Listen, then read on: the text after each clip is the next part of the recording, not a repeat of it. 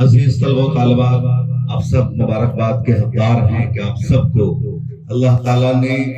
پڑھنے کے لیے منتخب کیا ہے، چنا ہے، اور آپ سب ایک ایسے اسکول میں پڑھ رہے ہیں جو امام غزالی نور اللہ مرقدہ سے منسوب ہے، اور آپ سب مولانا مدثر احمد قاسمی، ڈاکٹر شاہجہاں ندوی، ان سب جیسے حضرات کی سرپرستی اور نگرانی میں تعلیم حاصل کر رہے ہیں، اور آپ سب کو ابھی محنت کرنی ہے، جد و جہد کرنی ہے، دن رات کو ایک کر دینا ہے، اور ابھی آپ جب محنت کریں گے، جد و جہد کریں گے، تو پھر آپ آگے چل کر کامیاب بنیں گے۔ آپ میں سے کوئی ڈاکٹر بنے گا، کوئی انجینئر بنے گا، کوئی سائنٹسٹ بنے گا، کوئی عالم دین بنے گا، کوئی مفسر بنے گا، کوئی ٹیچر بنے گا، کوئی جرنلسٹ بنے گا۔ لیکن یہ جو آپ کا وقت ہے، ابھی جو آپ کی ایج ہے، اس میں آپ سب کو محنت کرنی ہے، شوق سے پڑھنا ہے، پڑھائی کو مجبوری نہیں سمجھنی ہے کہ گھر والے بہت پریشر بنا رہے ہیں تب پڑھ رہے ہیں، استاذ بیٹھے ہیں مار رہے ہیں، بار بار سوال کر رہے ہیں تب پڑھنے کو دل کر رہا ہے، بلکہ دل لگا کر کے پڑھنا ہے،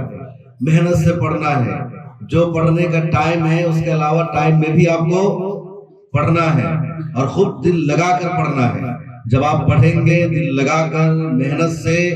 اور اپنے اساتذہ کا احترام کریں گے، ماں باپ کی باتوں کو مانیں گے، تو یقیناً آپ میں سے ہی ہر کوئی کامیاب ہوگا، اس کا جو مستقبل ہے وہ روشن اور تابناک ہوگا۔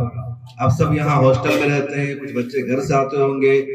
تو آپ اگر اپنے گھر پہ بھی رہتے ہیں تو کوشش کیجئے پڑھائی پر دھیان دیجئے۔ گھر والے آپ سے کام کراتے ہیں، ان کے کاموں کو نظر انداز کیجئے، بولیے ہمارے ٹیچر نے، ہمارے اساتذہ نے ہمیں ہوم ورک کرنے کو کہا ہے، ہمیں اپنا کام کرنا ہے، تو پڑھائی پر محنت کرنی ہے، بالکل دھیان دینا آپ سب کو۔ اور آپ سب جب محنت کریں گے، جد و جہد کریں گے، تو انشاءاللہ تعالی کل آپ بھی یہاں پر بیٹھیں گے، آپ بھی کوئی اس طرح کا اسکول شروع کریں گے، آپ بچوں کو پڑھائیں گے، میری طرح ایک جرنلسٹ بنیں گے۔ تو آپ سب سے میں یہی کہوں گا کہ محنت کیجئے، اور جب آپ محنت کریں گے تو کامیابی آپ کے قدم چومے گی، پوری دنیا میں آپ کا ولولہ ہوگا، آپ کی شان و شوکت ہوگی۔ ایک آخری بات جو آپ بچوں کے لیے نہیں ہے لیکن مجھے کہنا پڑ رہا ہے کہ آج کا جو ہندوستان ہے، جس دنیا میں ہم جی رہے ہیں، جس طرح مسلمانوں کو پریشانیوں کا، دشواریوں کا سامنا ہے، اور اگر ہمیں ان حالات کو بدلنا ہے، صورتحال کو بدلنا ہے، مسلمانوں کے روشن ماضی کو واپس لانا ہے،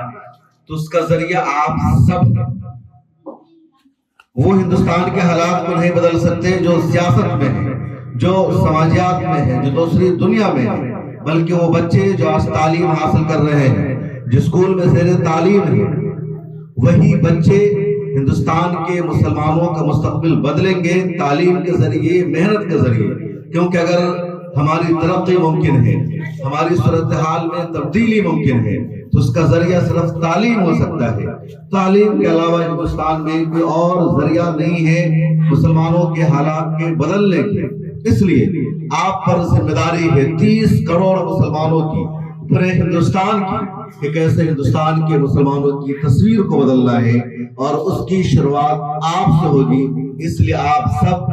محنت کیجئے، جد و جہد کیجئے، اور اسی ماحول میں پڑھتے رہیے۔ ایک مرتبہ پھر آپ سب کو، آپ کے اساتذہ کو، آپ کے ڈائریکٹر صاحب کو، آپ کے چیئرمین صاحب کو دل کے گہرائیوں سے مبارکباد، اور میں شکریہ ادا کر رہا ہوں کہ انہوں نے مجھے آپ سے روبرو ہونے کا موقع دیا، آپ سے ملاقات کا موقع دیا۔ تو آپ سب محنت کے ساتھ اپنی پڑھائی کو جاری رکھیں، یہی میری دعا ہے آپ سب کے لیے۔ اللہ تعالیٰ آپ سب کو علم صالح اور علم نافع عطا فرمائے، آمین۔ سبحان ربک رب العزت عما یصفون۔